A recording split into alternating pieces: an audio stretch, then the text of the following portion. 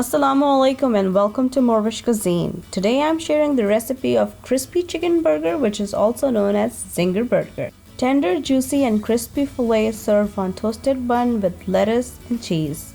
It's a copycat recipe of KFC, and to get the right amount of crispiness and to get the perfect burger, I have few tips to share with you guys today, which I learned the hard way. So let's go and see what we need for this recipe.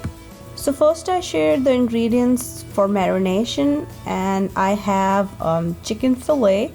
Instead of using a breast part, I prefer to use thigh part because they turn out to be more juicier. So what I do, I put the chicken thigh fillet in the middle of a wrap and then pat them with meat mallet or a rolling pin. So I have all those flattened chicken thigh fillet. For the quantity, I leave the link down below for my blog. You can get the exact recipe in the blog as well. Then I have chili powder, some white vinegar and some salt.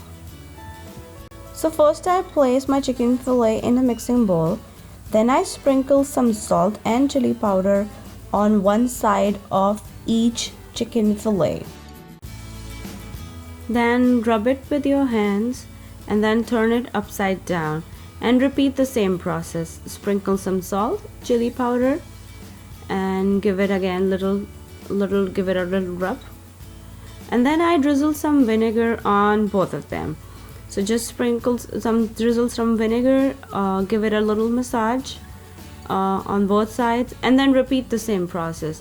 So you just take the other chicken fillet, put on top of these fillet and salt, chili powder and some vinegar, and then you can do with all of your leftover chicken fillet. Then cover those chicken fillets and leave it for 6 to 8 hours. I prefer to do it overnight, so more the merrier. So for the next step, we need some seasoned flour. So for that I have all-purpose flour, mustard powder, some baking powder, chili powder, or you can use paprika, and then I have salt. So take all these ingredients and mix it with your flour. Again, I'll leave all the ingredient details in the description box below. So just mix everything with the flour and then leave it on the side.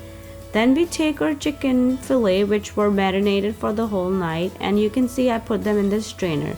So just strain all the excess water or the excess marination we have. Now take your chicken fillet and dredge them in seasoned flour. Make sure you cover all sides of your fillet. The flour is everywhere. Then tap the excess flour and transfer your fillet on a flat sheet. Now repeat the same process with all of your chicken fillets, and then you can put it in the fridge for a little while. Now time for the second coat. You can see flour mixture is absorbed in chicken. Dredge the chicken in the flour mixture again, tap off the excess and then directly into the fryer, which is ready and preheated on 350 Fahrenheit. So when chicken will be done, I put them on a baking sheet which is lined with the foil and a grill, and this helps my chicken drain all the excess oil and it keeps my chicken warm because I throw that in the oven on lowest temperature.